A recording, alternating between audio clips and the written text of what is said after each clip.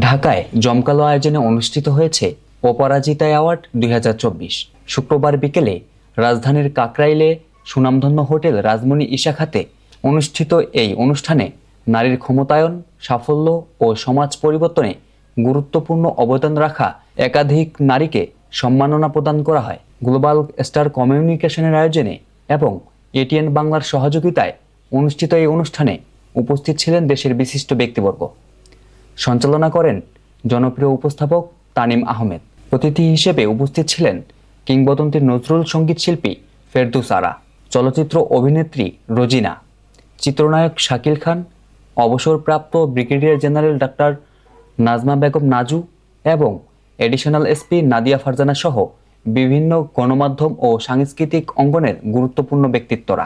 অনুষ্ঠানের সভাপতিত্ব করেন সাবেক তথ্য সচিব ও বিটিআরসির চেয়ারম্যান জনাব সৈয়দ মাহবুব মোর্শেদ।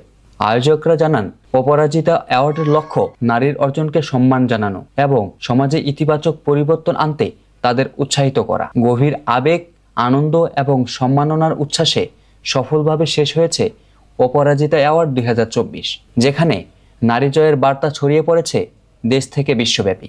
জামিল হাসান, বাংলাদেশ 24।